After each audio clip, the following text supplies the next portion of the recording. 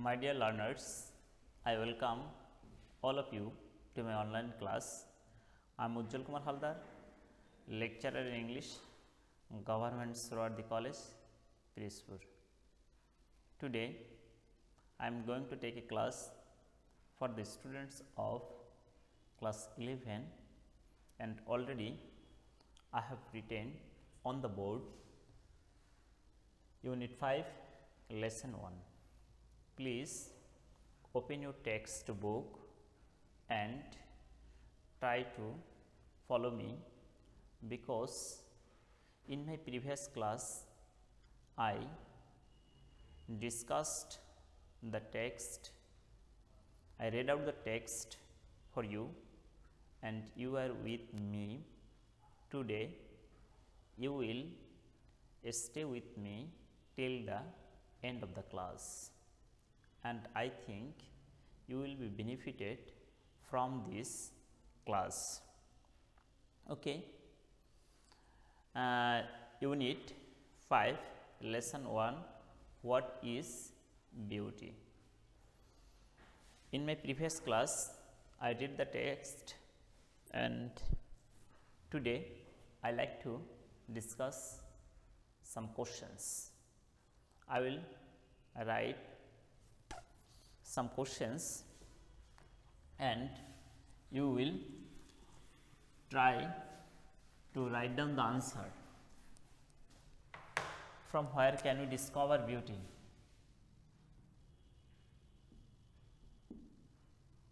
From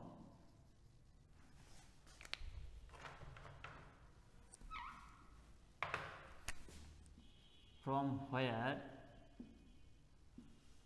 can we discover beauty? Please open your textbook and try to follow me. I am going to read the text again. Beauty is easy to appreciate but difficult to define. As you look around, we discover beauty in pleasurable objects, sights, in nature, in the laughter of children, in the kindness of a stranger. And I think from this line we can get the answer of this question. The question that has been written on the board, I think from this line we can answer of this question. And please try to write the answer and I will help you. From where I think you are ready to write the answer of the question. From where can we discover beauty? We can discover beauty in pleasurable objects and sights, in nature. You can take help from a textbook. In the laughter of children, and in the kindness of strangers.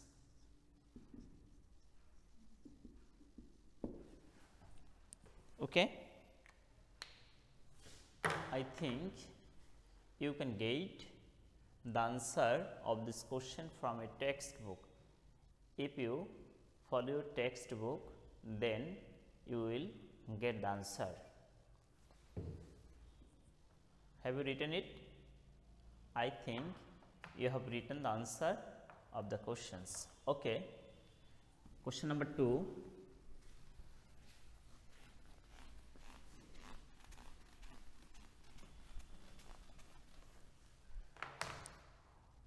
when does ugliness occupy place in our lives? When does ugliness occupy a place in our lives? Okay, for this question you must read the text again, and I am going to read the text again. Please follow me. Does beauty have an independent objective identity? Is it universal or is it dependent on our sense perception? Does it lie in the eye of the beholder? We ask ourselves. A further difficulty arises when beauty manifests itself not only by its presence but by its absence as well, as when we are repulsed by ugliness and desire beauty. But then ugliness has as much a place in our lives as beauty. Please try to follow this line again. I think from this line you will get your answer. Or maybe more, as when there is widespread hunger and injustice in society. So, it is not only beauty that occupies a place in our lives, but it is ugliness that also occupies the same place like beauty in our life. So, we can write the answer of this question like this. Ugliness occupies a place in our lives. Ugliness occupies a place in our lives when we detest ugliness and desire beauty.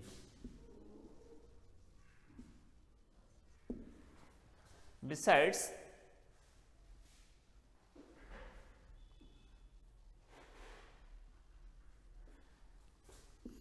the widespread hunger and injustice,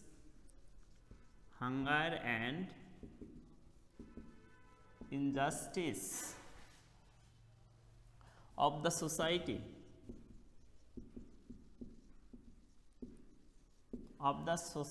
the two ugly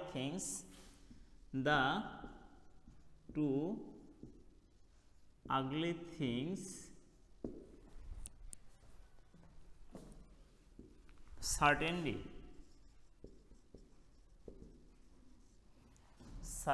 occupy a vital place in our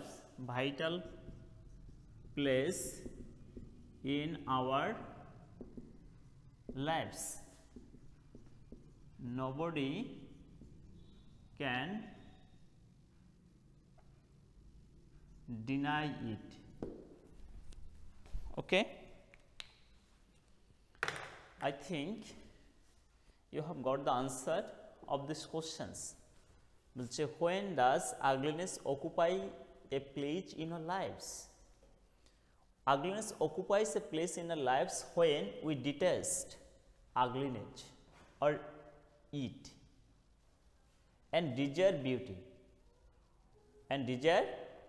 beauty. When we do not like ugliness or when we dislike ugliness, then we desire beauty. Besides, the widespread hunger and injustice, the two terms are very important for writing the answer of these questions.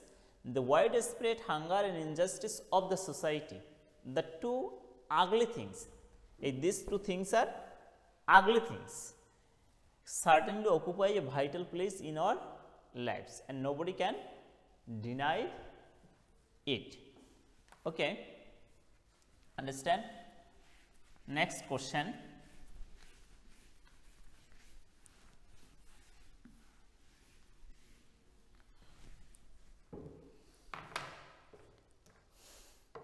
When do we run into difficulties?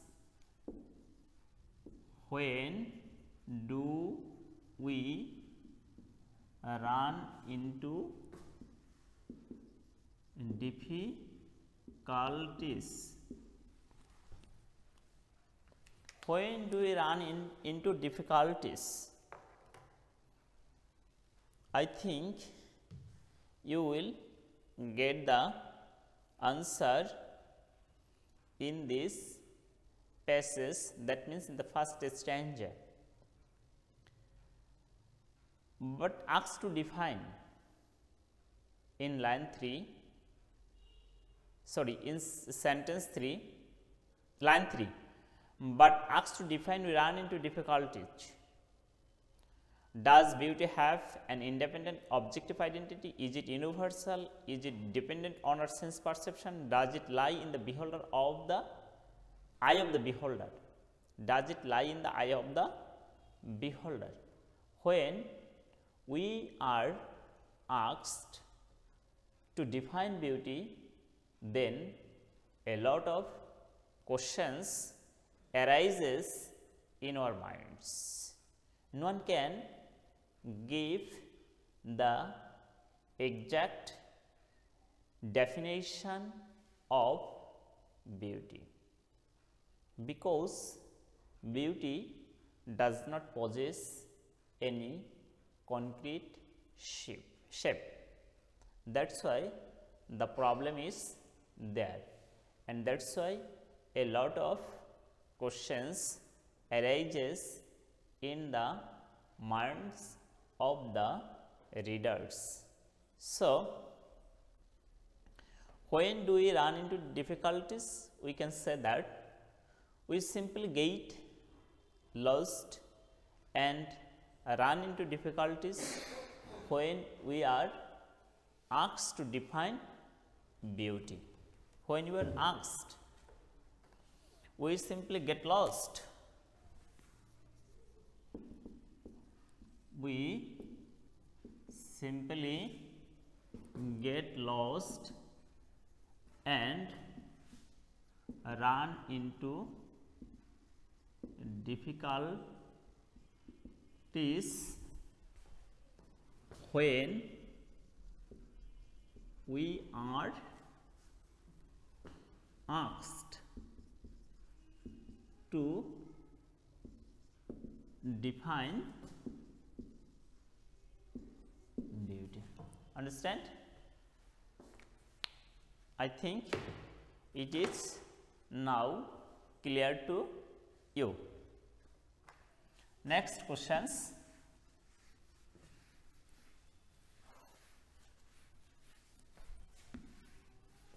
Next questions. Is ugliness a part of life? If so, how? Question number 4. Is ugliness a part of life? If so, how? Like beauty, is ugliness a part of life? Actually, we know that both beauty and ugliness are the two opposite sides of a same coin. We cannot think the existence of one thing without the other. So, they are correlated and they are the two opposite sides of a same coin. So, like beauty, ugliness is also a part of our life. So, we can write before going to write the answer of the questions, we must read the text or some lines again.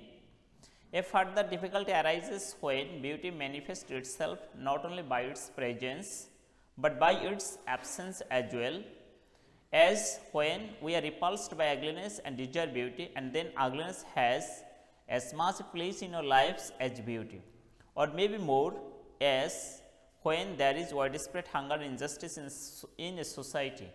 Philosophers have told us that beauty is an important part of life, but isn't ugliness a part of life too?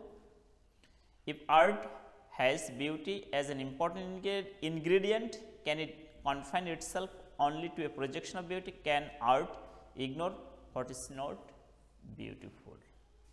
So, from these discussions or from this stanza, we get the clear idea or conception about the two terms, both beauty and ugliness.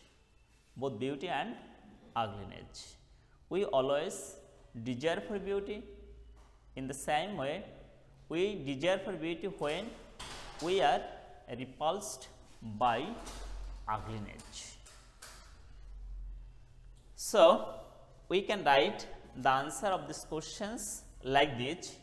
Yes, ugliness is certainly part of life.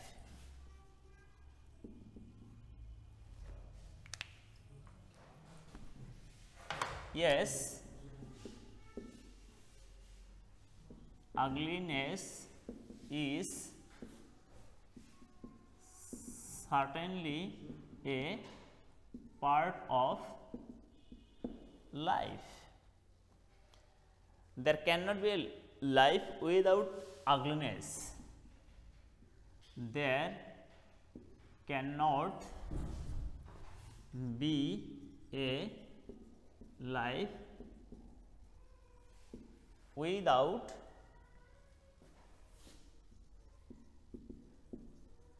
ugliness. Ugliness, sufferings,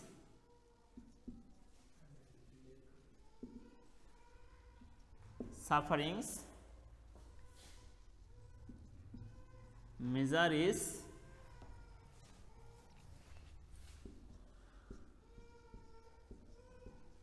frustrations, and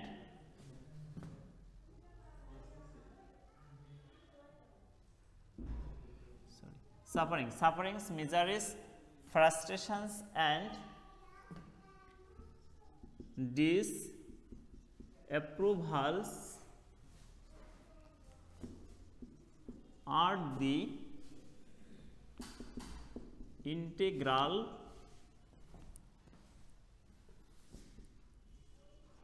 parts of our lives.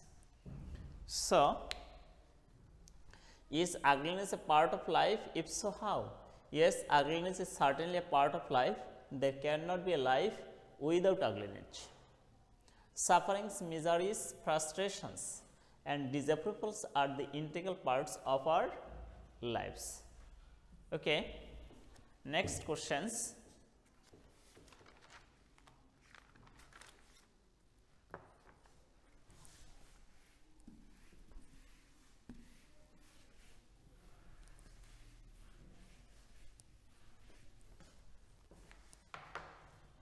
What does John Keats written in Ode on a Grecian Urn?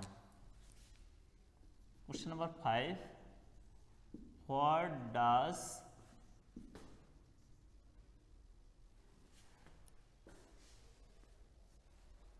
John Keats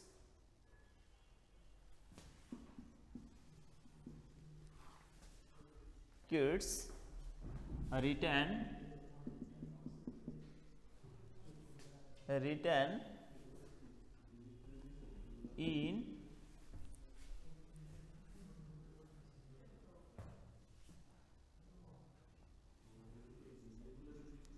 Ode on a Grecian, G-R-E-C-A-N, Grecian urn.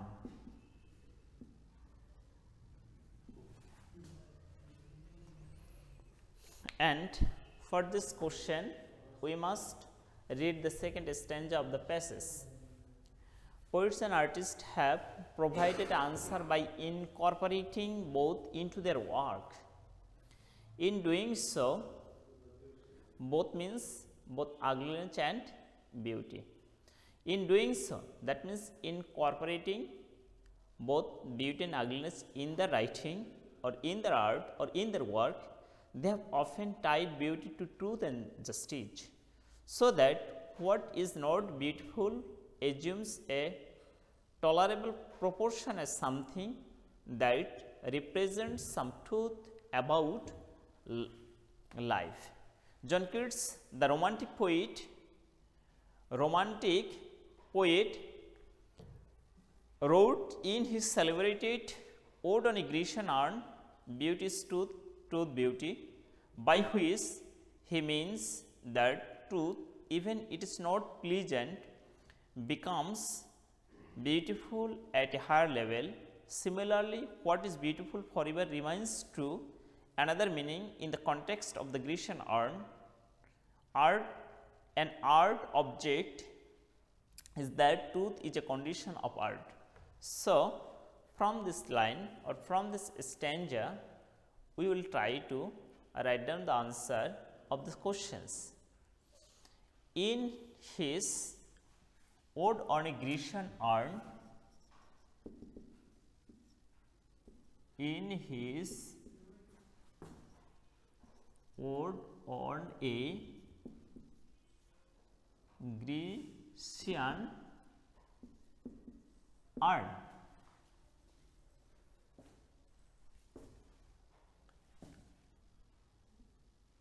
John Keats has written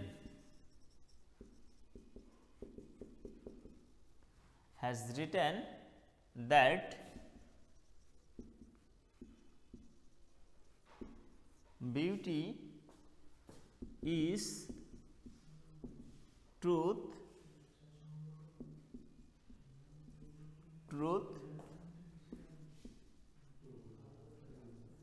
beauty.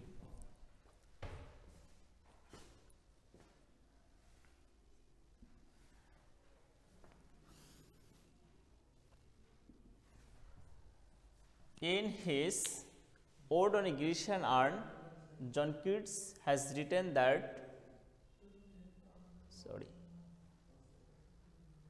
beauty is truth, beauty. Beauty is truth, beauty. Okay. Today I have discussed 5 important questions for you, and I think if you understand the answer of these questions, then it will be very easy for you to write down the summary of this passage.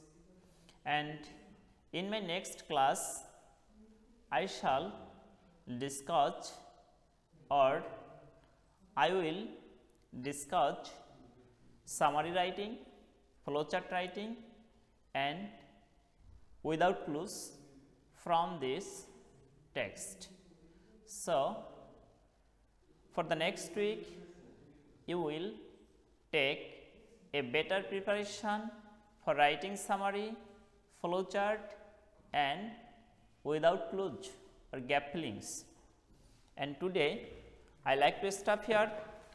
and you will stay home and stay safe. Please always follow the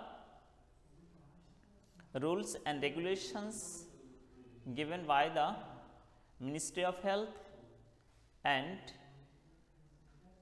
please stay home and stay safe. At the same time, it is my belief that all of will you go on your study seriously. Thank you all.